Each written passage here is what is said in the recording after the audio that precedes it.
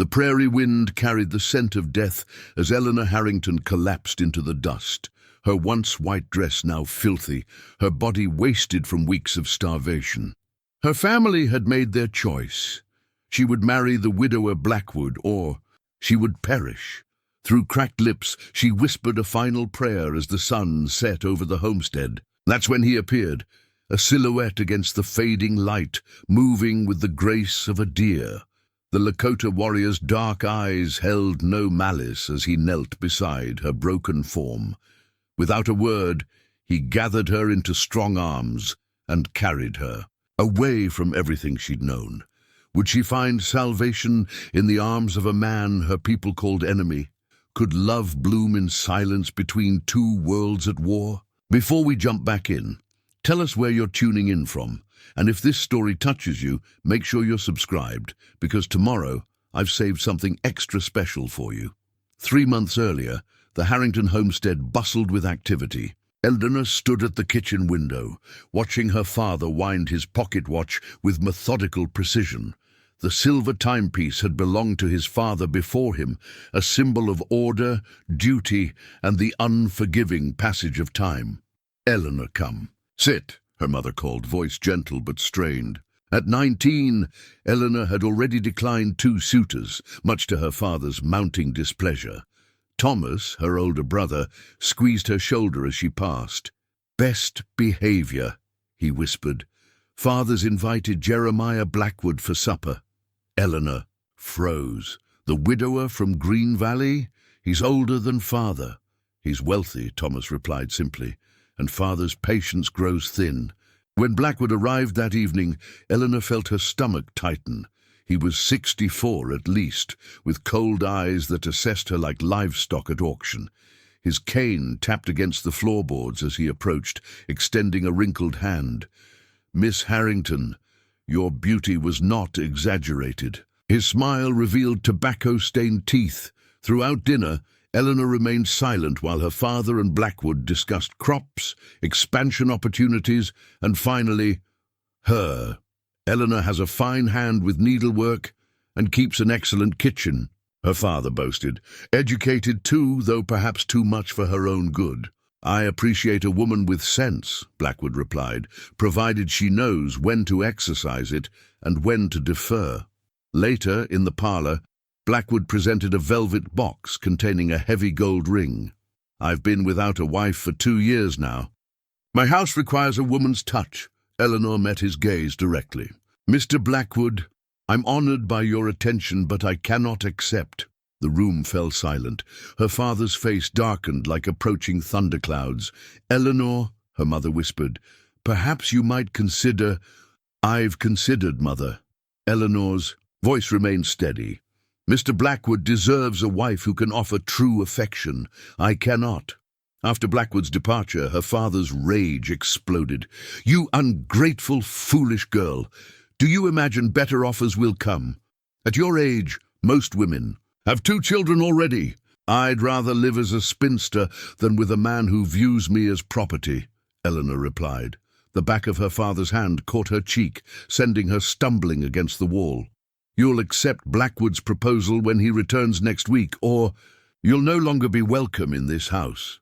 That night, locked in her room without supper, Eleanor opened the small drawer where she kept her grandmother's journal. The faded pages contained wisdom from a woman who had crossed the prairies, buried 3 children, and still maintained her spirit. "A woman must know her own heart," her grandmother had written. "For if she betrays it, life becomes a slow death, even in the finest surroundings." The following days brought escalating pressure. Her father invited the pastor to counsel her on Christian duty. Her mother wept and pleaded. Only Thomas offered understanding, slipping food to her when her meals were reduced to enforce compliance. "Blackwood's first wife died under questionable circumstances," he whispered one night. "People say she was frequently bruised, though she claimed to be clumsy." A week passed, then another. Eleanor remained firm despite increasing punishments. First, confinement to her room, then reduced rations. Finally, her father announced to neighbors that she had fallen gravely ill and could receive no visitors. In truth, she was being starved into submission. "This is madness," Thomas argued one night, his voice carrying through the floorboards to Eleanor's room. "You'll kill her with this stubbornness." "Better a grave than a daughter who brings shame to this family," her father replied. "She'll bend before she breaks."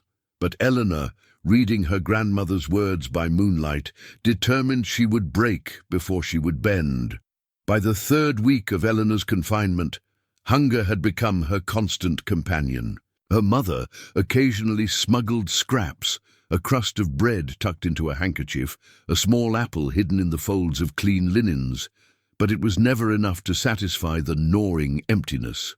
At night, Eleanor would open her grandmother's journal, tracing the faded handwriting with trembling fingers. The leather-bound book had been her grandmother's most precious possession, filled with observations, remedies, and wisdom accumulated over decades on the frontier.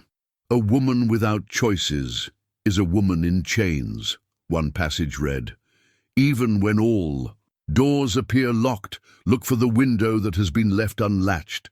Eleanor wondered if her grandmother had ever faced such stark choices: marriage to a cruel man or slow starvation. The thought of Blackwood's tobacco-stained hands on her skin made her stomach heave more violently than the hunger. A soft knock interrupted her thoughts. "Eleanor," Pastor Mitchell's voice came through the door. "Your father has asked me to speak with you." The pastor was a thin man, with watery eyes that never quite met hers. He sat awkwardly on her bedside chair while her mother hovered in the doorway. "Your father is concerned for your soul, Eleanor. Pride is a deadly sin. The Bible teaches us that a woman must submit." "Does the Bible teach a father to starve his daughter, Pastor?" Eleanor interrupted, her voice hoarse from disuse. The pastor flushed. "Your father assures me you are being provided for. This is merely discipline to correct wayward thinking." "Is it godly for a young woman to be forced to marry a man who beat his first wife?" Eleanor asked. The pastor's eyes widened. "Those are malicious rumors. Mr. Blackwood is a respected member of our community and a generous contributor to the church." Later that evening, Thomas slipped into her room carrying a small piece of cheese and information more valuable than food. "I've made inquiries about Blackwood," he whispered. "His first wife died falling downstairs, but the doctor who attended her had questions. There was a serving girl who disappeared after speaking too freely about bruises, and Blackwood's business dealings are suspect. He's foreclosed on 3 homesteads in the past year." Eleanor's hands trembled as she broke the cheese into tiny pieces, eating each morsel slowly to make it last. "Father won't listen to rumors." "No," Thomas agreed, "but I thought you should know what awaits if you yield." The following day, her father summoned the entire family to Eleanor's room. She struggled to stand, her dress hanging from her thinning frame. Her mother wept silently in the corner while Thomas stood rigid by the window. "This defiance ends today," her father announced, pocket watch in hand as if timing her surrender. "You will either agree to marry Blackwood when he returns next week, or you will be formally disowned and removed from this house." "Where would I go?" Eleanor asked, her voice barely audible. "That is no longer my concern. You are 19, old enough to make your choices and live with them." His voice was cold as January frost. "The community has been told you suffer from brain fever. Your reputation would not survive the truth of your disobedience." That night, her rations were reduced to water only. As moonlight filtered through her window, Eleanor opened her grandmother's journal to a passage she'd read countless times. "I did not survive the crossing of mountains and the burial of my firstborn, to live as a ghost in my own life. Women must sometimes pay dearly for their freedom, but remember, no price is higher than the slow death of the spirit." Eleanor closed the book and pressed it to her heart. She had made her choice. Whatever came next, even death, would be on her terms, not her father's, and certainly not Jeremiah Blackwood's. Blackwood arrived unannounced the following afternoon. the silver head of his cane gleaming in the sunlight as he strode up the path to the Harrington home. Eleanor watched from her window, her heart pounding painfully in her weakened chest. He carried a large package wrapped in brown paper. "Miss Eleanor," her mother whispered, slipping into the room. "Please reconsider. You're so weak now. I fear for you." Her eyes were red-rimmed, her hands constantly wringing her apron. Eleanor turned from the window. "I cannot, Mother. I would rather die." "Don't say such things." Her mother pressed a small piece of biscuit into Eleanor's palm. "Quickly now, before your father comes." Voices drifted up from below, her father's obsequious tone, Blackwood's rumbling replies. Eleanor forced herself to eat slowly, knowing too much too quickly would make her sick. Heavy footsteps on the stairs made her mother scurry to straighten the bedcovers. Eleanor tucked the remaining crumbs under her pillow. The door swung open. Blackwood entered first, followed by her father. The widower's gaze travelled over Eleanor's gaunt face and thin shoulders with a smile that made her skin crawl. "Still beautiful, despite your illness," he said, setting his package on the bed. "I've brought your wedding dress, the finest silk from St. Louis." Eleanor stared at the package but made no move to open it. "Aren't you going to thank Mr. Blackwood?" "For his generosity," her father prompted. "Thank you," Eleanor whispered, the words like ashes in her mouth. Blackwood tapped his cane against the floorboards. "I've spoken with the pastor. Given your condition, he's agreed to a private ceremony. Here in 3 days' time." He reached out, his fingers cold against her cheek. "No need to worry about managing my household right away. You'll have time to recover your strength first." That night, Thomas came to say goodbye. "I must leave for Chicago in the morning," he explained, pressing a small amount of money into her hand. "Business, that can't wait. When I return in 2 months, I'll help you, Eleanor. If you're married by then, I'll find a way to get you away from Blackwood." "I won't marry him," Eleanor said, "but I fear I won't be alive when you return." Thomas embraced her, his eyes damp. "You're stronger than you know, little sister." After he left, Eleanor gazed out at the moonlit yard. The house was silent. Her parents had retired early. Summoning what little strength remained, she forced open the window and assessed the distance to the ground. The trellis beside her window would support her weight, if she still had any weight to speak of. Clutching her grandmother's journal and Thomas's money, she carefully climbed out. Her arms trembled as she clung to the wooden lattice, her descent painfully slow. When her feet finally touched earth, she paused to catch her breath. A sharp pain exploded in her back. Blackwood's cane struck again, catching her across the shoulders and sending her sprawling into the dirt. "Attempting to flee, Miss Harrington?" His voice was eerily calm. "Your father suggested you might try something foolish." Her father appeared in his nightclothes, lantern in hand. "Bring her inside," he ordered, his expression impassive as Blackwood roughly hauled Eleanor to her feet. Instead of returning her to her room, her father led them to the root cellar. "Perhaps more secure accommodations will help you reconsider your position," he said, taking her grandmother's journal and Thomas's money from her trembling hands.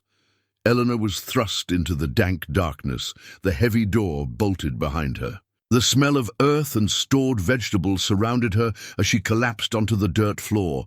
Through a small vent, she could see a sliver of night sky. A single star shone through, bright and unwavering. Eleanor fixed her gaze upon it and made her final decision. Tomorrow, when they came to prepare her for the wedding, she would run. She would get as far from the homestead as possible, even if it killed her. Dawn light filtered through the cellar vent when Eleanor heard her parents' voices upstairs. They were heading to Sunday service, her father insisting on maintaining appearances, while her mother worried about leaving Eleanor alone. "The door is secure," her father reassured, "and she's too weak to attempt anything foolish. We'll speak with Pastor Mitchell about moving the ceremony to tomorrow." Their footsteps receded, followed by the creak of wagon wheels. Eleanor waited until the sound faded completely before examining her prison. The root cellar was well stocked but secure, its door reinforced with iron bands. Her only hope was the small delivery hatch used to drop vegetables from the garden. Above, Eleanor stacked empty crates beneath it, her limbs trembling with the effort. The hatch was meant for potatoes, not people, but starvation had rendered her skeletal. With agonizing effort, she squeezed through the opening, tearing her dress and scraping her shoulders raw. The yard was empty. Everyone would be at church for at least 2 hours. Eleanor knew she couldn't follow the road. That would be the first place they'd search. Instead, she headed west across the fields toward the tall grass prairie beyond. Each step was torture. The summer sun beat down mercilessly as she stumbled through wheat fields, her vision swimming. There was no plan beyond escape, just the desperate need to put distance between herself and the homestead. By noon, the last of her strength was failing. The tall grasses of the open prairie concealed her, but offered no shade from the relentless sun. No water, no shelter. Had she escaped marriage only to die of exposure? As the sun began its westward descent, Eleanor collapsed. The tall grasses cushioned her fall, swaying above her like gentle guardians. She could go no further. "Grandmother," she whispered to the vast blue sky, "I tried to be brave." The prairie wind carried her words away. In the distance, the faint outline of her family's homestead was still visible, a reminder of how little ground she had actually covered. They would find her, unless death found her first. Eleanor closed her eyes, surrendering to exhaustion. The rustle of grass nearby barely registered in her consciousness. Perhaps a rabbit or a coyote come to hasten her end.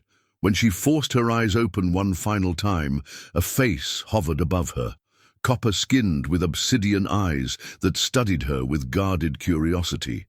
A Lakota warrior, his long black hair adorned with a single eagle feather, knelt beside her. Eleanor had no strength to feel fear. Death by Indian would be quicker than starvation at least. But there was no malice in the man's steady gaze, only careful assessment. He reached for something at his waist, a decorated pouch made from buffalo hide. Eleanor watched as he opened it, revealing a collection of dried plants and powders. With practiced movements, he mixed several elements with water from a skin, creating a paste that smelled of earth and something sharply medicinal. The warrior hesitated, then gestured toward her cracked lips. Eleanor understood. He was offering medicine, not harm. She nodded weakly. The bitter mixture made her cough, but he supported her head gently until she swallowed. Only then did she notice the scar across his throat, old but significant. Perhaps the reason he had not spoken. As consciousness began to slip away, Eleanor felt strong arms lifting her from the ground. The warrior cradled her against his chest with unexpected tenderness, her head resting against buckskin that smelled of sweet grass and wood smoke.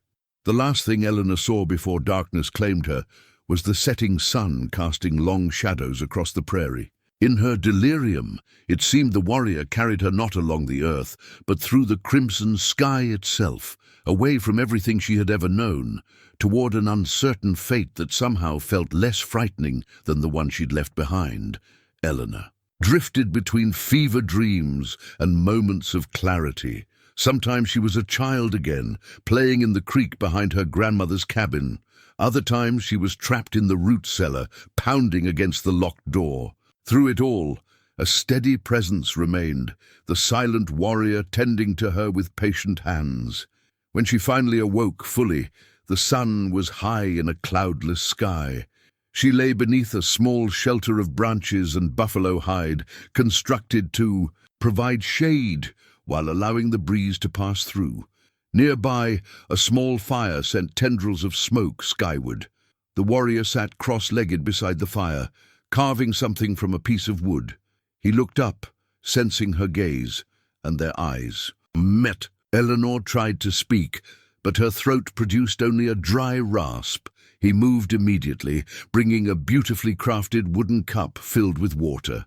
With gentle hands, he supported her head as she drank. The cup was smooth against her lips, decorated with carved symbols she didn't recognize, the first gift from one world to another. "Thank you," she whispered when she could speak.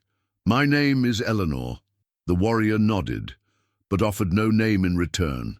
He touched his throat where the scar crossed his skin, then shook his head. "You can't speak," Eleanor realized. He confirmed, with a nod. For 3 days they remained at that camp. The warrior prepared broths strengthened with prairie herbs, feeding Eleanor small amounts as her body slowly recovered. He applied poultices to her sunburned skin and the abrasions from her escape through the cellar hatch. Eleanor learned to watch his hands, his expressions. Though he never spoke, his eyes conveyed volumes. Approval when she managed to sit up alone, concern when her strength faltered, quiet humor when she wrinkled her nose at a particularly bitter medicine. On the 4th day, he indicated it was, and time to move. Eleanor stood shakily, clutching the wooden cup he'd given her. Her dress was filthy and torn beyond repair, but the warrior had fashioned a simple garment from a spare piece of buckskin. It was crude by settler standards, but clean and far more practical. "Where are we going?" she asked, though she knew he couldn't answer. He pointed west toward the setting sun, then swept his arm in a wide arc that Eleanor interpreted to mean far away. That was enough. Far away from Blackwood, from her father, from a life not of her choosing. They traveled slowly, the warrior, matching his pace to her weakness. He taught her to drink from streams, cupping her hands the way he did. He showed her which berries were safe, which plants could be eaten. When they rested, he demonstrated simple hand signals: danger, quiet, water, food. Eleanor created signals of her own: thank you, yes, no, tired. He learned these quickly, his eyes crinkling with something like approval. On the 5th day, they heard horses in the distance. The warrior's posture changed instantly, his body alert to danger. With swift efficiency, he concealed their small fire and guided Eleanor into a patch of tall grass. He covered her with a buffalo robe that smelled of smoke and earth, motioning for her to remain completely still. Through a small gap, Eleanor watched a group of men on horseback approach. Her heart nearly stopped. It was her father at the front, Blackwood beside him, and several neighbors making up a search party. They were less than 50 yards away. "Eleanor!" her father's voice carried across the prairie. "If you can hear me, call out. Mr. Blackwood has generously agreed. The wedding can wait until you're recovered." The warrior's hand found hers beneath the buffalo robe, a gentle pressure offering. Reassurance. Eleanor remained silent, watching as the search party conferred, then turned north, away from their hiding place. Only when the riders were dots on the horizon did the warrior remove the covering. Eleanor realized she had made her choice. She had not called out. She was not going back.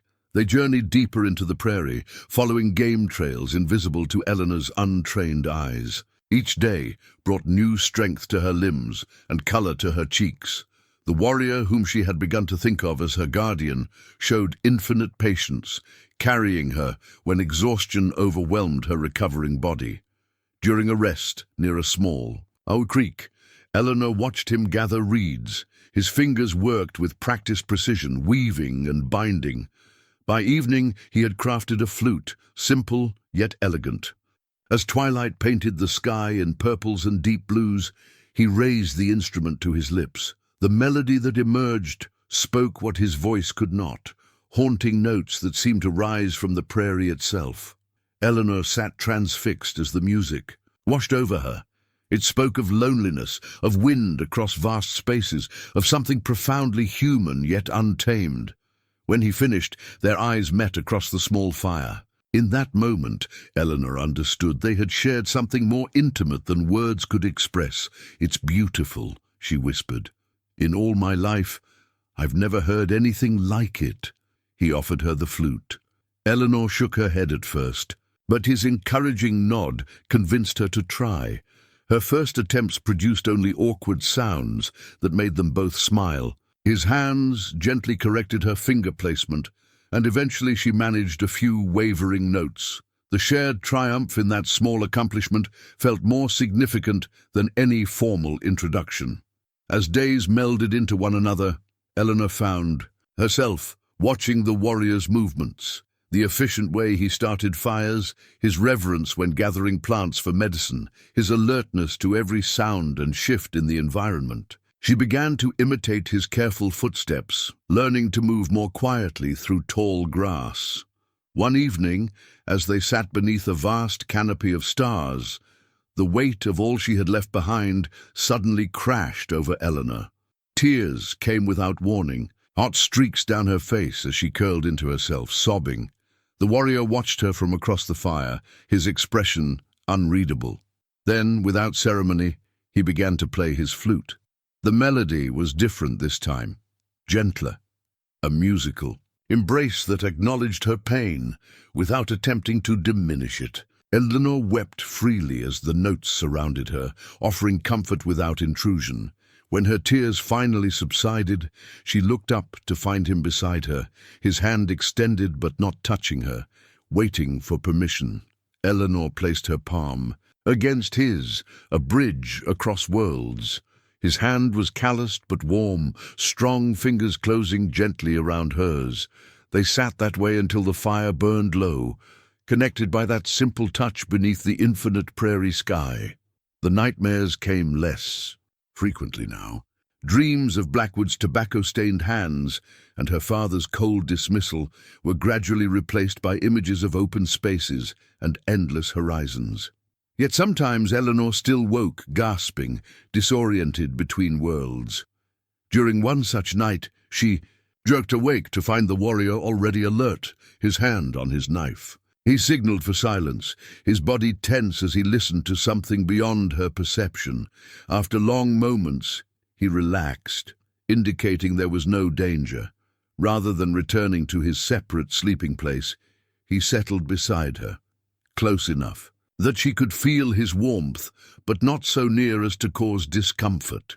His presence anchored her to this new reality, keeping the ghosts of her past at bay. By morning, Eleanor realized she had slept peacefully for the first time in months. When she smiled at him across their breakfast fire, his eyes crinkled in response, a smile that required no words. In this strange new existence, miles from everything familiar, Eleanor discovered something unexpected. Silence could be its own. Language, rich with meaning for those patient enough to learn it. Eleanor's education in survival continued daily. The warrior taught her to move through tall grass without creating waves of movement that could be spotted from a distance. He showed her how to step heel to toe to minimize sound, how to freeze in place when birds suddenly took flight, a warning that others might be nearby. Like this, she whispered, mimicking his crouched walk through a patch of prairie grass. He nodded, adjusting her posture slightly with a gentle touch to her shoulder. The lessons were necessary. Twice more they had spotted search parties in the distance. One morning, the warrior unstrung a small bow he carried and beckoned Eleanor to watch. He demonstrated the proper stance, the way to draw and hold, the moment of release. When he offered the bow to her, her first attempts sent arrows tumbling uselessly to the ground only feet away. But he was patient, repositioning her arms, showing her again and again, until she could hit a tree trunk from 20 paces. The quiet pride in his eyes when she succeeded was worth every frustrating attempt. After a week of practice, the warrior led Eleanor to a rabbit trail and showed her how to set up for a real hunt. Her heart pounded as she drew back the bowstring, focusing on the small brown form nibbling grass 30 feet away. The arrow flew true, striking the rabbit cleanly. "I did it!" Eleanor exclaimed, then covered her mouth, embarrassed by her outburst. But the warrior's eyes crinkled in silent approval. He showed her how to properly dress the animal, wasting nothing, offering prayers of thanks in his language that she couldn't understand, but instinctively respected. That night, as they roasted, her first successful hunt over their fire, Eleanor felt a sense of accomplishment unlike anything from her previous life. She had provided food with her own hands, not by keeping a kitchen or ordering servants, but through skill and patience. Their journey took them through a small settlement the following day. The warrior remained hidden, while Eleanor, wearing her buckskin garment, ventured cautiously toward a clothesline where laundry hung unattended. She took only what they needed, a simple dress and shirt, leaving behind the wooden cup he had carved for her as payment. When she returned to their hiding place, the warrior was studying a paper, nailed to a tree. His expression was unreadable as he handed it to Eleanor. Her breath caught. It was a wanted poster with 2 crude drawings, her face and the warrior's. The text declared that a savage had abducted a settler woman, with a reward offered for her return and the Indians' capture, dead or alive. The poster was signed by Sheriff Mills, but Eleanor recognized Blackwood's influence in the wording. "They're hunting both of us now," she whispered. The warrior nodded grimly, rolling the poster and tucking it into his pouch. That night they traveled under starlight, making no fire. Eleanor noticed the warrior changing their direction frequently, crossing streams to mask their scent from tracking dogs, using rocky ground that would hold no footprints.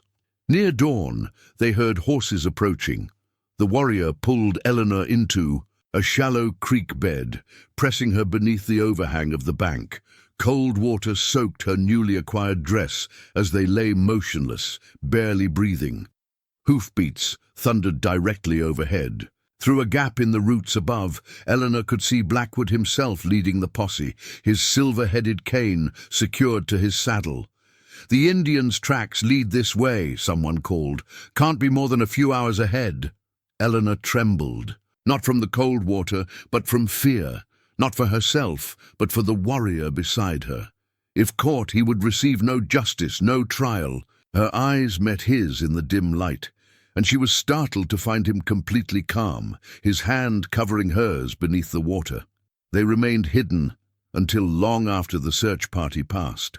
When they finally emerged, soaked and mud-covered, Eleanor realized something fundamental had changed. She was no longer afraid of being found by her people. She was afraid of being separated from his. As the danger of immediate pursuit faded, they established a more permanent camp in a secluded river valley. The warrior chose the location carefully.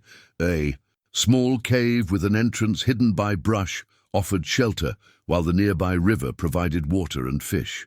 One clear night, as they sat beside their small fire, the warrior beckoned Eleanor outside. The sky was awash with stars, more than she had ever noticed from her family's homestead.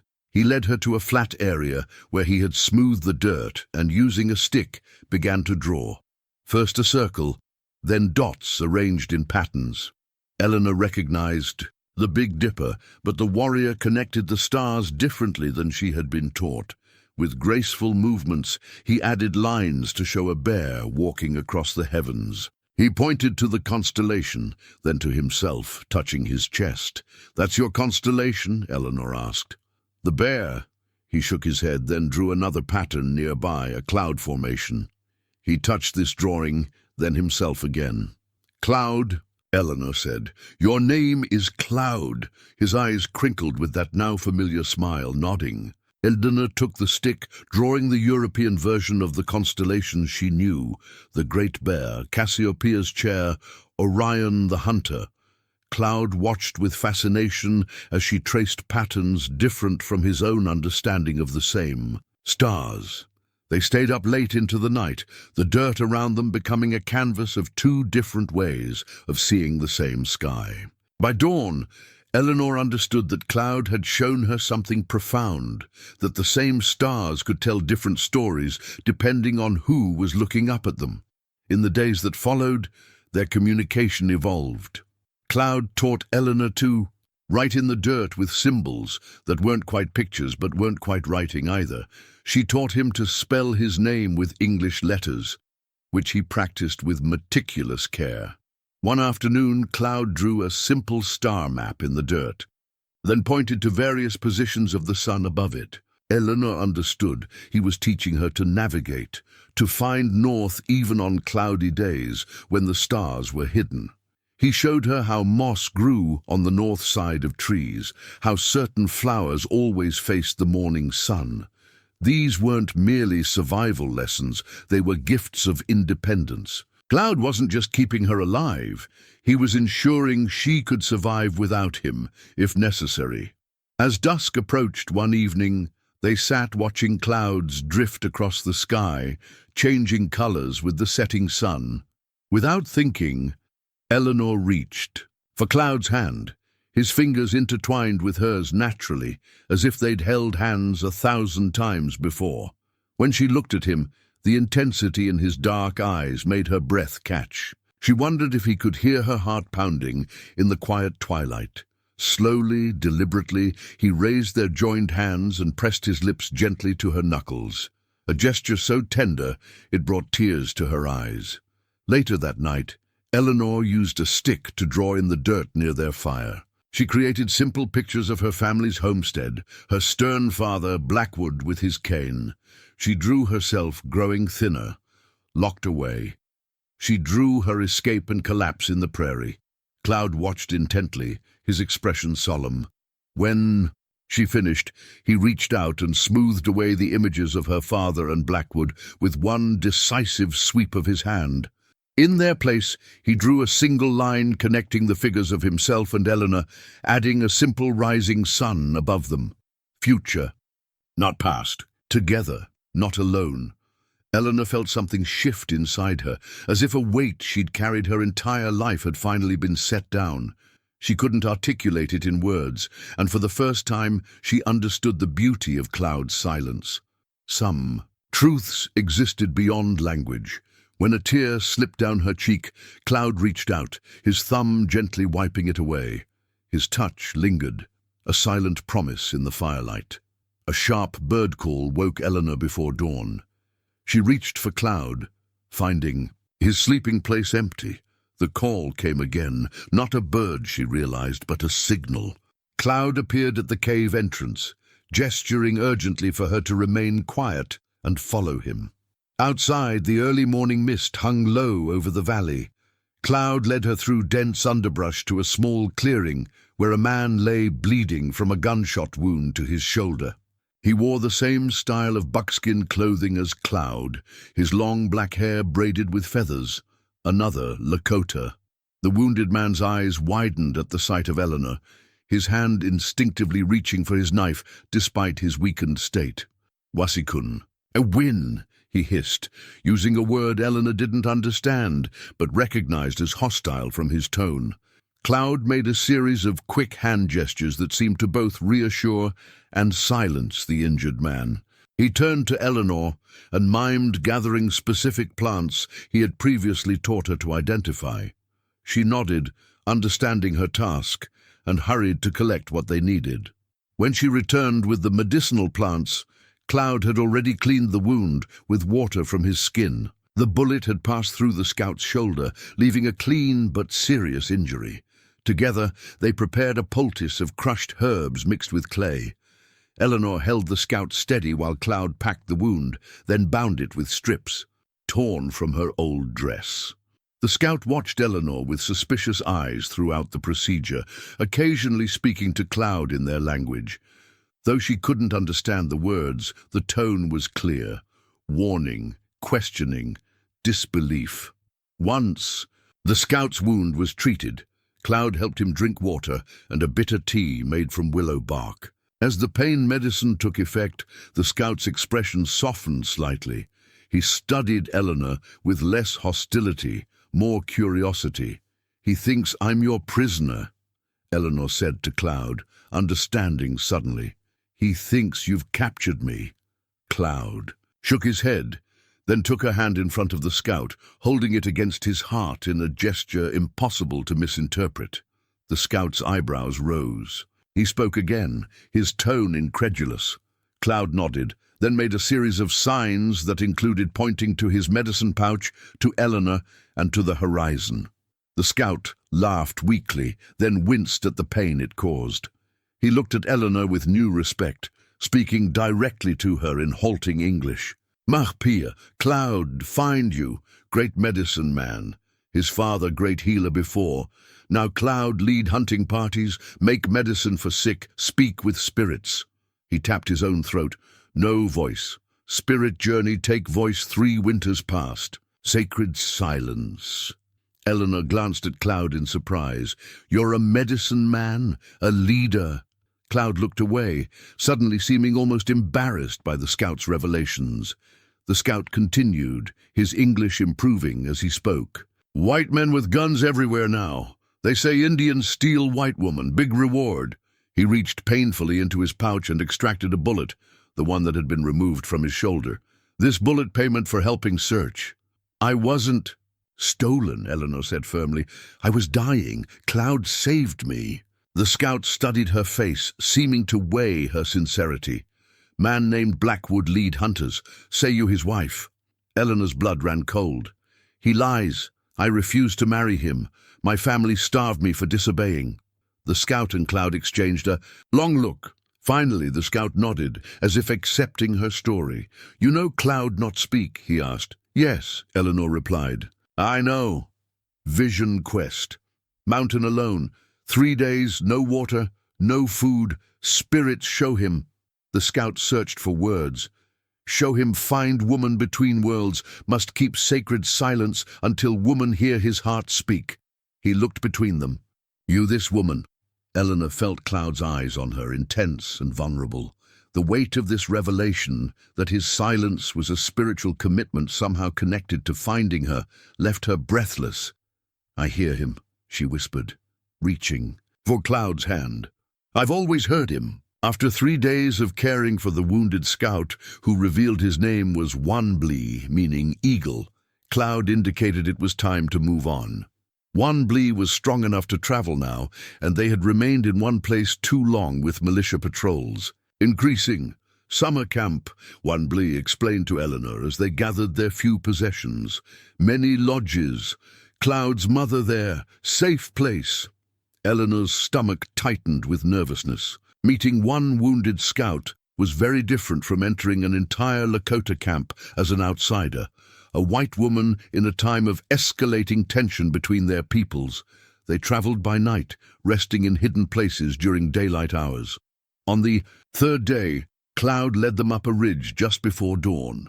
In the valley below, Eleanor saw dozens of teepees arranged in a great circle, smoke rising from morning fires. It was larger than she had imagined, a temporary city of the plains people. Your home, she whispered to Cloud. He nodded, but his eyes held a question as he looked at her. Eleanor understood. He was asking if she was certain she wanted to. Continue. She straightened her shoulders and nodded firmly. Their arrival caused an immediate stir. Children spotted them first, calling out and pointing. Warriors approached with weapons ready until they recognized Cloud and Wanblee. Then came exclamations of welcome, mixed with suspicious glances at Eleanor. She stayed close to Cloud, acutely, aware of being the only white face in a sea of copper ones. An elderly woman pushed through the gathering crowd, her face lighting up at the sight of Cloud. She embraced him fiercely, then stepped back to examine Eleanor with sharp, intelligent eyes. Cloud's hands moved in a series of gestures that seemed to explain Eleanor's presence. The woman listened, then approached Eleanor directly. Though her face was deeply lined with age, her posture remained straight and dignified. She spoke no English, but her actions transcended language as she took Eleanor's hands in her weathered ones, studying the blisters and calluses that had replaced soft, settler skin. Cloud's mother, Wanblee whispered to Eleanor. Tessan Win, white buffalo woman. She is respected healer. Tessan Win led Eleanor through the camp to her teepee. Inside, she presented Eleanor with a carefully folded dress made of soft deerskin, beautifully decorated with dyed porcupine quills in geometric patterns. The older woman gestured for Eleanor to change out of her tattered settler dress. When Eleanor emerged wearing the Lakota garment, a murmur went through the gathered onlookers. The dress transformed her, not into a Lakota woman, but into something between worlds, just as the scout had described Cloud's vision. The following days brought immersion in a way of life Eleanor had only glimpsed during her time alone with Cloud. Women taught her to scrape and prepare hides, to weave baskets, to identify plants for medicine and food. Some were welcoming, others cold and distant, but all watched with curiosity as the white woman worked alongside them without complaint. Cloud's status in the community became increasingly apparent. Though silent, his opinion was sought on important matters. Children followed him adoringly as he treated minor injuries and illnesses. Several times, Eleanor observed him in council with tribal elders, his hands speaking what his voice could not. Each evening, Cloud would find Eleanor and show her something new, how to read weather patterns in cloud formations, which stars guided, seasonal movements, the tracks of animals that told stories of the night's activities. Their shoulders would touch as they sat side by side, their hands occasionally finding each other's in the growing darkness. One evening, a tribal council was called. Though Eleanor couldn't understand the discussion, the tension was palpable. She caught Cloud's name mentioned repeatedly, along with what sounded like her own. Several older men gestured emphatically in her direction, their expressions disapproving. Later, Cloud led Eleanor to a hilltop overlooking the camp. The sun was setting, painting the teepees in golden light. He seemed troubled, his usual serene presence disturbed. "They don't want me here," Eleanor said softly. "They're afraid I'll bring trouble." Cloud didn't deny it. Instead, he took her hand and placed it over his heart, then over hers, a silent declaration that transcended the concerns below. A week into Eleanor's stay at the Lakota camp, riders appeared on the horizon, not militia or settlers, but traders. 3 men with heavily laden pack horses approached cautiously, raising empty hands to signal peaceful intentions. The tribal leaders, including Cloud, went out to meet them. Eleanor watched from Tessenwin's teepee, understanding this was a delicate exchange. The traders were mixed-blood men who moved between worlds, bringing goods from settler towns to exchange for furs and crafts from the Lakota. The trading proceeded throughout the afternoon. Eleanor kept her distance until one of the traders spotted her, his eyes widening in recognition. "Miss Harrington," he called out, abandoning his haggling over a beaver pelt. "Eleanor Harrington?" Eleanor froze, caught between flight and confrontation. Cloud moved swiftly to her side, his posture protective. The trader approached slowly, pulling a folded paper from inside his coat. "Your brother asked me to watch for you. Said you might be with the Lakota." He extended the letter. "He's been searching since he returned from Chicago." With trembling fingers, Eleanor accepted the letter, recognizing Thomas's handwriting. Cloud watched her carefully as she broke the seal. "Dearest Eleanor, if this finds you, know that father is dead. His heart failed 3 weeks after your disappearance. In his final hours he spoke your name with regret. Before I could return home, Blackwood produced a marriage agreement supposedly signed by father, granting him ownership of our homestead should you become his wife. The document is clearly forged, but without father to contest it, Blackwood has taken possession of our home and lands. Mother now lives effectively as his prisoner, though he calls her his housekeeper.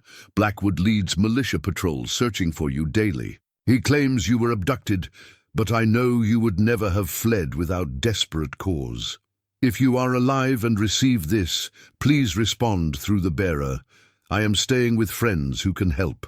Your loving brother Thomas. Eleanor read the letter twice, her world tilting on its axis. Her father, dead. Their home, taken. Her mother, captive to Blackwood. The guilt and grief hit her like a physical blow. "My father is dead," she whispered to Cloud. "Blackwood has taken our home. My mother is in danger." Cloud's expression remained steady, but his eyes reflected her pain. He touched the letter, then pointed west towards settler territory, his meaning clear. Was she planning to return? Before Eleanor could answer, the trader spoke again, lowering his voice. "There is more you should know, miss. Blackwood isn't just looking for you. He's been selling rifles to settlers, telling them the Lakota are planning attacks." He glanced at Cloud, and he's been giving ammunition to a rival Lakota band, claiming settlers are planning to burn their winter camps. Eleanor translated for Cloud, whose expression darkened. The trader continued, "He's playing both sides. Word is, he's secured government contracts to supply the army if fighting breaks out. He stands to profit handsomely from bloodshed." That evening, an urgent council was called. With one Blee translating, Eleanor shared what she had learned. The revelation of Blackwood's double-dealing caused an uproar among the Lakota leaders. "Blackwood wants war," Eleanor explained. "He's arming both sides, spreading lies to provoke conflict.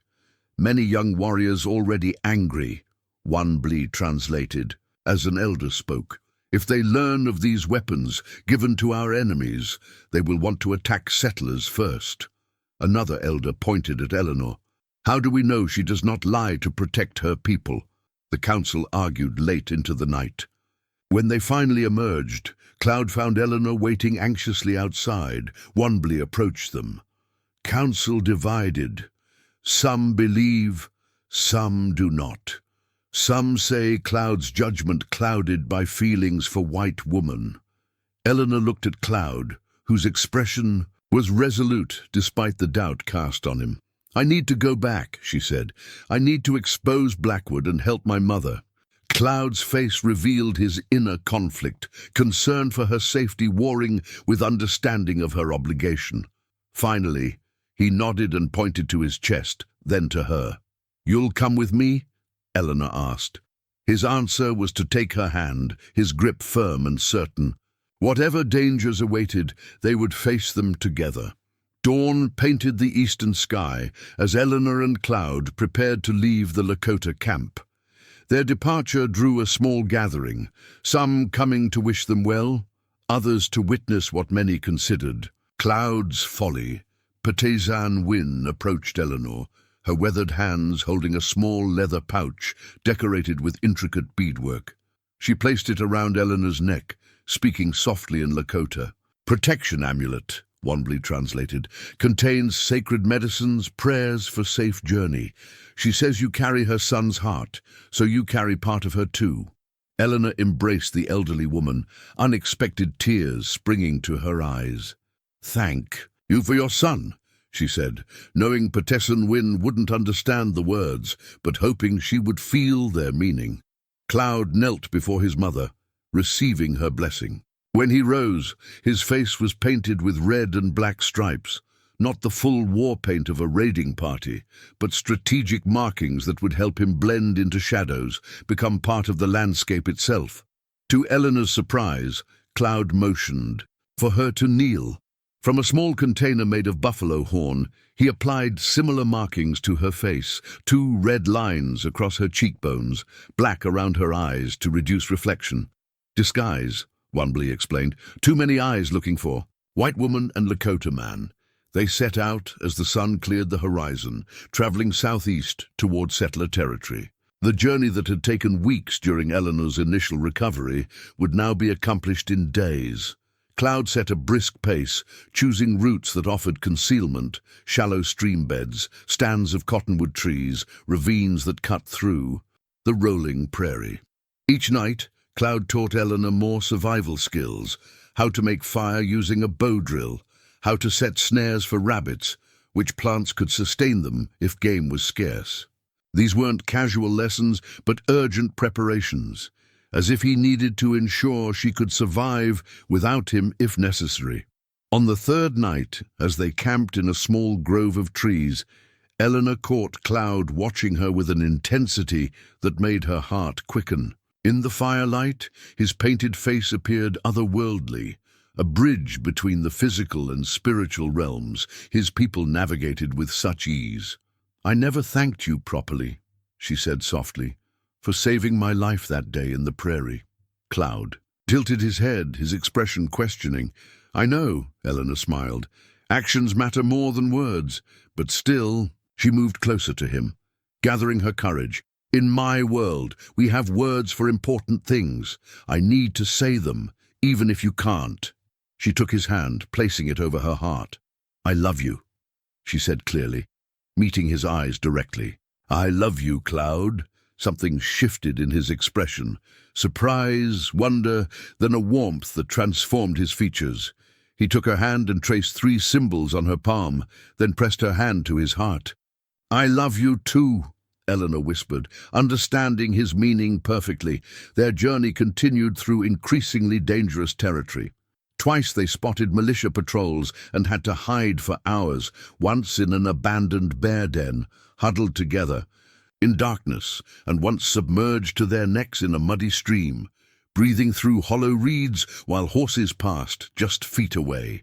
Cloud fashioned simple weapons, a knife for Eleanor from sharpened deer antler, a new bow with a full quiver of arrows. He showed her how to use the knife not just for cutting, but for self-defense, his gentle hands positioning her arms in movements that could save her life.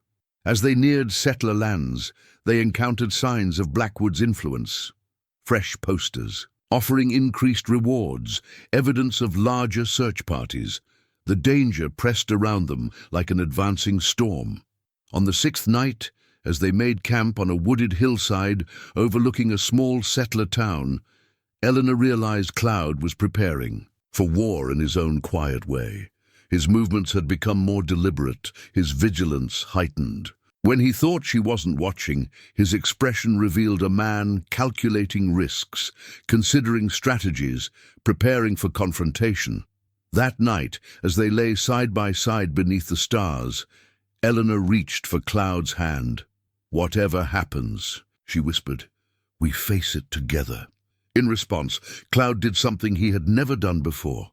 He pulled her gently into his arms, cradling her against his chest. Eleanor listened to his heartbeat, steady and strong, speaking what his voice could not.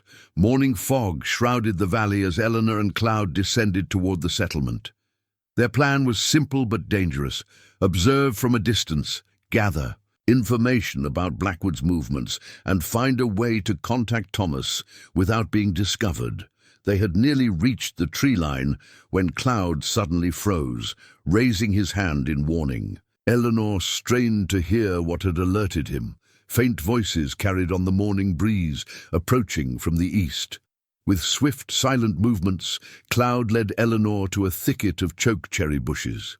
They crouched low, barely breathing, as the voices grew clearer. "Told you I saw smoke from a campfire up this way," a man's voice said in English. "Could be trappers," another replied, "or militia, or the girl and her Lakota," a third voice added. "Thomas's sister."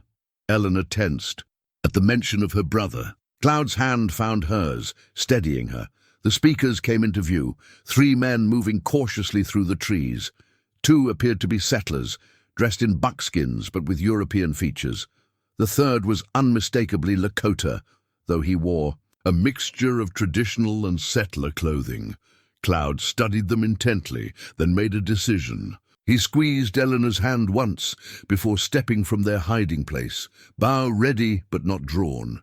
The 3 men stopped abruptly. For a tense moment, no one moved. Then the Lakota man stepped forward, hands raised in the universal gesture of peace. "Mapia," he said, addressing Cloud. "We seek you and the white woman. Thomas Harrington sends us." Eleanor emerged from the bushes. "You know my brother?" The older of the settler men nodded. "I'm Joseph Miller. This is my son Isaac, and our friend Hehaka." He gestured to the Lakota man. "Thomas has been staying with us since returning from Chicago. We've been searching for you since the trader brought news you were alive." Cloud remained cautious, positioning himself slightly in front of Eleanor. "You can trust them," came a new voice. Thomas stepped from behind a large oak tree, his face breaking into a relieved smile at the sight of his sister. "Thomas!" Eleanor rushed forward, embracing her brother fiercely. "Your letter found me. I came as soon as I could." Thomas held her at arm's length, examining her changed appearance. The buckskin dress, the sun-darkened skin, the confidence in her posture that hadn't been there before. His gaze shifted to Cloud, who remained alert, watching the reunion with guarded eyes. "You must be the one who saved my sister," Thomas said, approaching Cloud slowly. I've heard stories about a silent Lakota warrior and a white woman traveling together. I never imagined—" He extended his hand in the settler gesture of greeting. After a moment's hesitation, Cloud clasped Thomas's forearm in the Lakota manner. Something unspoken passed between the two men, an acknowledgement of their shared concern for Eleanor. "We should move," Joseph said. "This area isn't safe."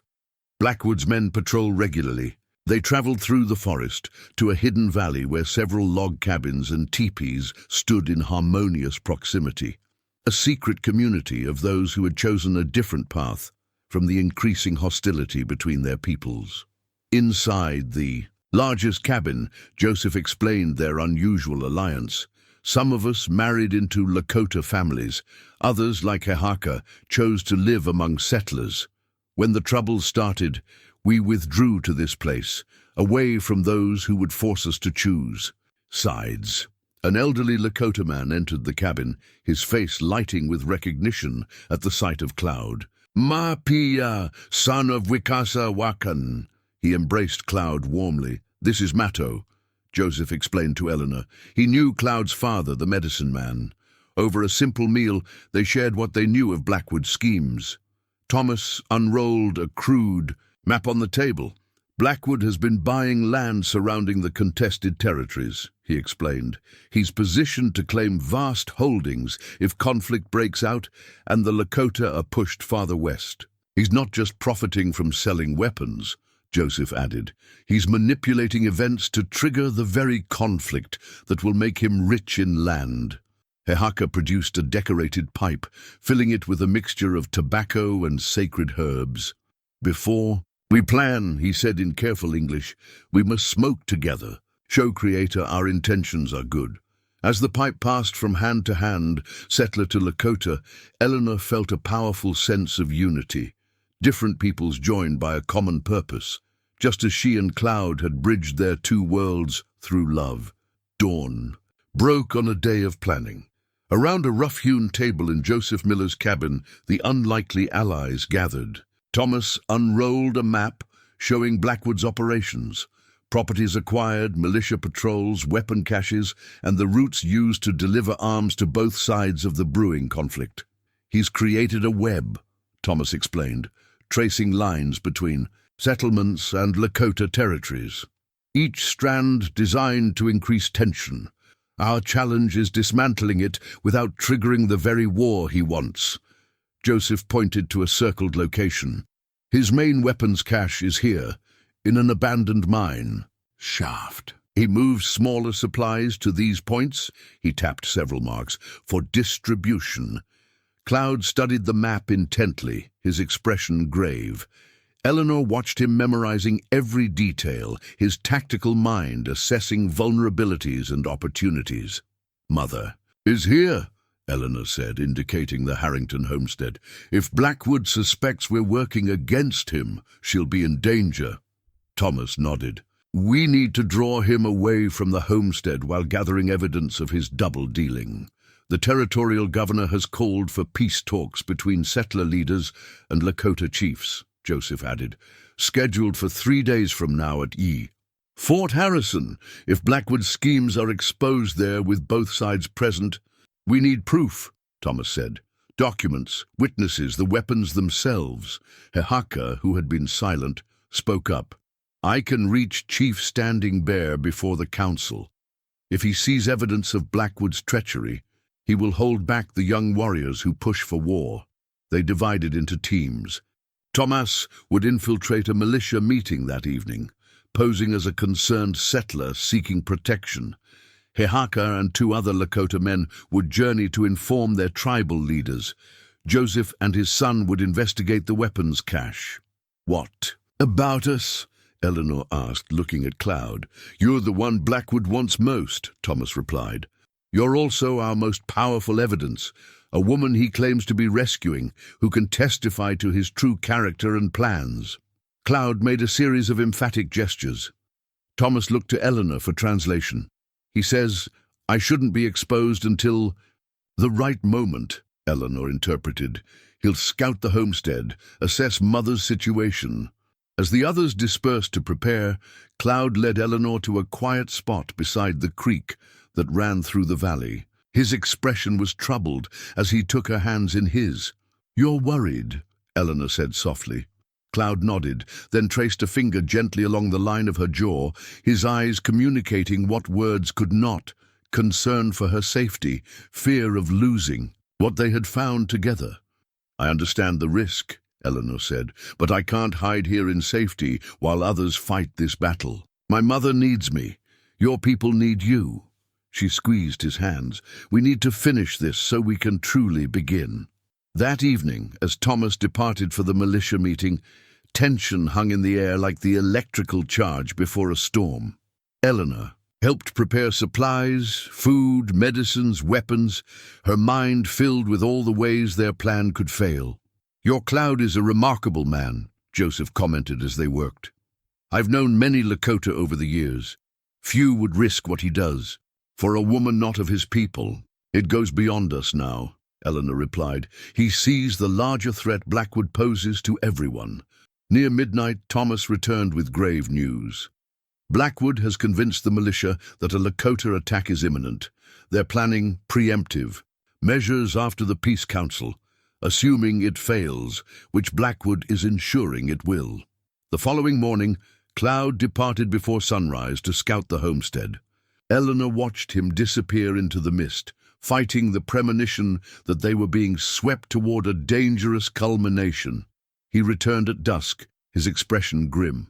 Through gestures and drawings, he conveyed what he had seen: militia guards. At the homestead, her mother visible but appearing unwell, Blackwood coming and going with increasing frequency.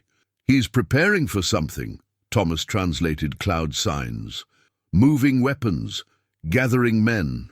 That night, Joseph's son returned, alone, breathless and bloodied. "Father's been captured," he gasped. "We found the weapons cache, but Blackwood's men were waiting. They took him to the sheriff, claiming he's a Lakota sympathizer planning to arm the savages." Eleanor and Cloud exchanged a glance, both recognizing that their timeline had just collapsed. Whatever plan they made now would happen under the shadow of immediate threat. "Thomas," Eleanor said, decision crystallizing, "I need to return to the homestead openly. Blackwood wants me. Let him think he's getting his wish." "That's too dangerous," Thomas protested. Eleanor looked at Cloud, whose expression was agonized but resigned. He understood what she didn't say. She was the bait that would draw Blackwood into the open. "Sometimes," Eleanor said, recalling her grandmother's journal, "the path to freedom requires walking directly toward what you fear most." The afternoon. Sun cast long shadows as Eleanor approached her family's homestead alone. She wore her settler dress again, her hair arranged in the style of her former life, though her skin had darkened, and her eyes carried a confidence unknown to the girl who had fled months before. From hidden positions surrounding the property, Cloud, Thomas, and their allies watched. The plan was precarious. Eleanor would engage Blackwood, keeping him distracted while Thomas searched for evidence and Cloud freed her mother. If all went well, they would expose Blackwood at the Peace Council the following day. Eleanor's heart hammered as she walked the familiar path to the front door. Before she could knock, it swung open to reveal Blackwood himself, his eyes widening in shock. "Eleanor Harrington," he breathed, his hand instinctively reaching for the silver-headed cane propped against the wall. "You've returned." "Mr. Blackwood," Eleanor replied, her voice steadier than she felt. "I've come home." He recovered quickly, ushering her inside with exaggerated concern. "My dear, what you've endured. When we found you missing, I feared the worst." "The savages! Did they harm you?" "I've come to discuss terms," Eleanor said, ignoring his question. "I understand you've claimed our property through a marriage agreement." Blackwood studied her with calculating eyes. "Your father's wishes were clear. The document merely formalizes what was already arranged between us. I'm prepared to honor that arrangement," Eleanor lied, forcing herself not to recoil as Blackwood's face lit with triumph. "But first, I must see my mother." "Of course." Blackwood gestured toward the kitchen. She's been unwell with worry. Your return will lift her spirits immeasurably. Eleanor found her mother thin and pale, stirring a pot of stew with mechanical movements. At the sight of her daughter, Mrs. Harrington dropped her spoon with a clatter. "Eleanor, is it truly you?" Her voice was a ghost of its former self. "It's me, Mother." Eleanor embraced her, feeling the frailty in the older woman's frame. Around her mother's finger, she noticed her wedding ring was missing, the gold band her father had placed there 25 years earlier. As they prepared dinner, Eleanor whispered, "We're here to help you. Thomas is alive. Be ready to leave. And tonight—" Her mother's eyes darted fearfully toward the doorway, where Blackwood's shadow occasionally passed. "He has men watching the property," she whispered back. "He keeps my ring in his desk drawer as leverage, says he'll have me arrested for theft if I try to leave." During the tense meal that followed, Eleanor carefully steered the conversation toward Blackwood's business dealings. "I hear there's trouble brewing with the Lakota," she prompted. Blackwood sipped his wine, relaxing as he believed his victory secured. "Inevitable conflict. The savages don't understand progress. Fortunately, I've positioned myself to benefit when hostilities force them farther west." His eyes gleamed with avarice. "The land values alone will triple once they're gone." "And the militia is prepared?" Eleanor asked innocently. "More than prepared." Blackwood chuckled. "I've supplied them myself. Good business, conflict, demands for weapons, supplies, protected transportation, all services I provide at premium rates." Outside, Thomas carefully positioned himself beneath the open study window, recording every damning word. Meanwhile, Cloud moved silently to the cellar doors at the rear of the house. Inside, he found not only food stores but crates of ammunition and rifles, evidence of Blackwood's double dealing. The plan might have succeeded perfectly if not for one of Blackwood's men spotting movement at the study window. The alarm was raised just as Eleanor was leading Blackwood to reveal his arrangement with the rival Lakota band. "We have intruders!" a voice shouted from outside. Blackwood's demeanor transformed instantly. He grabbed Eleanor's arm, his fingers digging painfully into her flesh. "You think me a fool? This is a trap." He dragged her toward his study, retrieving a pistol from his desk. "I suspected you might return with some ill-conceived plan. Your Lakota savage is out there, isn't he?" The sound of struggle erupted outside. Thomas had been captured. Cloud, hearing the commotion, abandoned the cellar evidence to circle back toward the house. "Your scheme ends tonight," Blackwood snarled, pressing the pistol to Eleanor's temple as he forced her onto the porch. "Call him out! Call your savage protector!" Eleanor remained silent, even as Thomas was brought forward, bloodied but defiant. "I'll kill them both," Blackwood announced to the darkness. "Show yourself, Indian!" From the shadows, an arrow flew with deadly accuracy, striking the pistol and sending it spinning from Blackwood's hand. In the moment of confusion, Eleanor drove, her elbow into his stomach, and broke free. Cloud emerged from the darkness, additional allies materializing from hiding places around the property. Blackwood's men found themselves surrounded by a united force of settlers and Lakota. "It's over, Blackwood," Thomas declared, shaking free of his captors in the confusion. "We have evidence of your weapons deals, your manipulation of both sides. The territorial governor will hear it all tomorrow." Blackwood's face contorted with rage. With surprising speed for his age, he retrieved his silver-headed cane and lunged at Eleanor, the concealed blade within it glinting in the moonlight. Cloud moved with impossible speed, placing himself between Eleanor and Blackwood's blade. The cane struck his shoulder instead of Eleanor's heart, drawing blood but not finding anything vital. In the same fluid motion, Cloud disarmed Blackwood, sending the older man sprawling in the dirt. "The militia will hang all of you!" Blackwood sputtered as Thomas and Joseph's son secured his hands with rope. "You have no authority!" "Actually, they do," came a new voice. Sheriff Mills stepped from the shadows, accompanied by several deputies and, surprisingly, the territorial governor. Himself. We've been watching you for some time, Blackwood. Just needed the evidence. The governor, a stern man with thoughtful eyes, surveyed the scene. Miss Harrington's brother brought concerns to my attention weeks ago. Hard to believe, but we've been monitoring since then. He nodded toward the cellar. Those weapons caches. You've been distributing tell quite a story.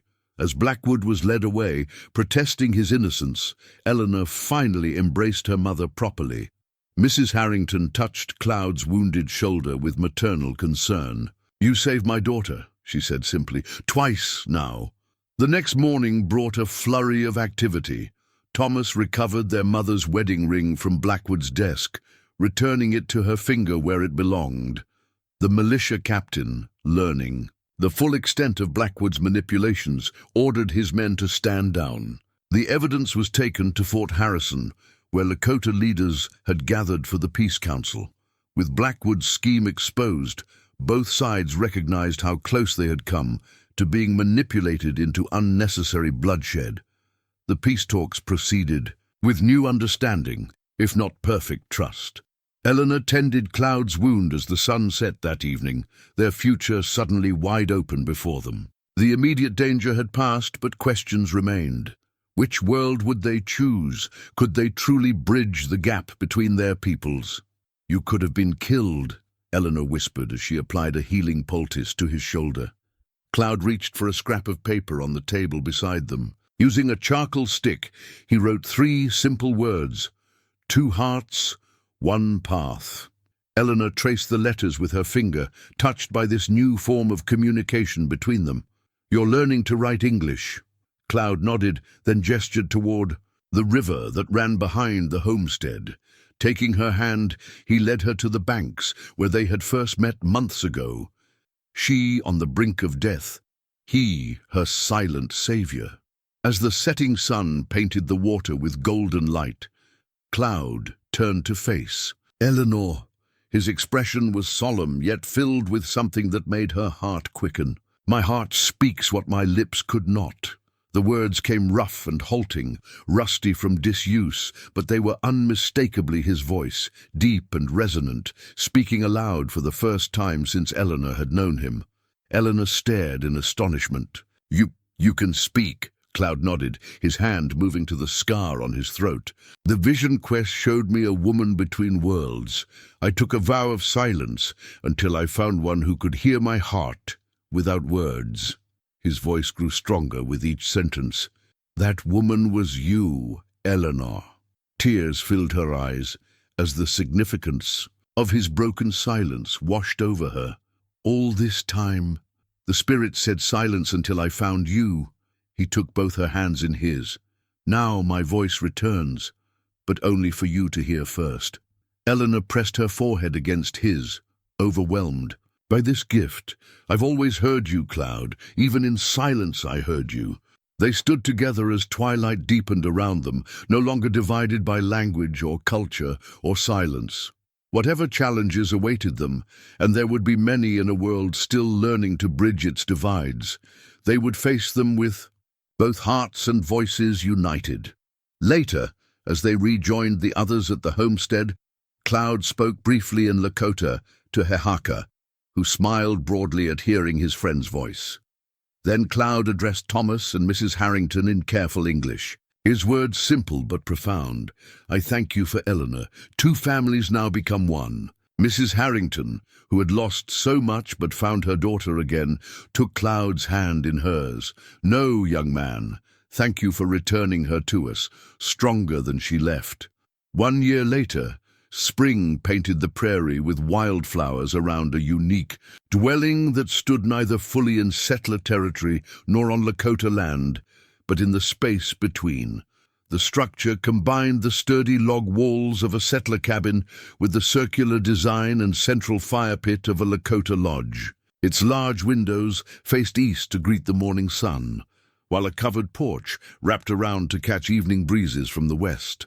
Eleanor stood in the doorway, watching Cloud return from checking his healing herbs in the garden. His voice, once silenced by spiritual vow, now spoke both English and Lakota, though he remained a man of carefully chosen words rather than idle chatter.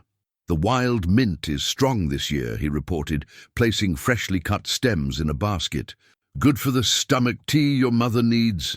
Eleanor smiled, her hand resting on her swollen belly. 7 months pregnant, she carried the physical embodiment of their bridge between worlds. Inside their home, Eleanor's mother and Cloud's mother worked side by side, each teaching the other their ways. Patesan Wynne showed Mrs. Harrington how to prepare buffalo meat for winter storage, while Mrs. Harrington demonstrated how to make sourdough bread from her family's starter. The two women had formed an unlikely friendship, communicating through a mixture of gestures, broken phrases, and the universal language of grandmothers-to-be, preparing for a new generation. "They argue about which name the baby will speak first," Cloud observed with quiet amusement. "Your mother teaches Lakota words when mine isn't looking. Mine does the same with English." Their home had become more than a dwelling. It was a place of healing and cultural exchange. Settlers came seeking Cloud's medicine and remained to learn about Lakota ways. Lakota families brought crafts to trade and stayed to learn reading and writing from Eleanor. Thomas visited often, now serving as an official liaison between the territorial government and the Lakota leaders. The peace established after Blackwood's arrest remained fragile, but it held, strengthened by small bridges like the one Cloud and Eleanor had built. "The governor approved the formal peace treaty," Thomas announced during his latest visit. "Both sides referenced your story in the negotiations. They're calling it the silence that spoke." Eleanor laughed at the irony. "Our private journey has become a public parable. People need stories of hope," Cloud said simply. "We give them one to hold." That evening, as sunset painted the sky in brilliant oranges and purples, Eleanor and Cloud sat on their porch, watching children play in the yard, a mixture of settler and Lakota youngsters, learning each other's games. Tomorrow, Cloud would teach them all about medicinal plants, while Eleanor would share stories from both traditions. "Did you ever imagine this?" Eleanor asked, leaning against Cloud's shoulder. "When you found me dying in the dust, did your vision show you this future?" Cloud was silent for a moment, his hand covering hers where it rested on her belly. "The vision showed possibility, not certainty," he finally replied. "It showed a bridge that could be built if hearts were brave enough to cross unknown waters." "And were they? Are we?" Eleanor asked. Cloud smiled, his once silent voice now rich with emotion when he spoke to his wife. "We cross the bridge daily, Eleanor. We build it stronger with each crossing." Their child moved beneath their joined hands, a fluttering reminder of futures yet unwritten. As twilight deepened, Cloud spoke softly in Lakota, then translated. "My grandfather had a saying, 'The most powerful medicine comes from plants with roots in different soils.' Our child will have such roots." Eleanor watched the children's game wind down as parents called them home, some to teepees, others to cabins, all part of the extended community that had grown around their example. "What shall we name this bridge builder we're creating?" she asked, not for the first time. Cloud's hand moved gently over her belly. "The name will come when we see the child's eyes. Names are found, not given." As stars appeared in the darkening sky, Eleanor thought of how far she had traveled from that desperate girl starving in her father's house. The journey had nearly killed her, yet had ultimately led to life more abundant than she could have imagined. Cloud seemed to read her thoughts, as he often did. "The path that tests us most leads to the strongest healing," he said, his arm around her shoulders as they watched the moon rise over their shared horizon. "Two hearts," Eleanor whispered. "One path," Cloud finished, his voice no longer silent, but still carrying the profound peace that had first drawn her to him in the endless prairie.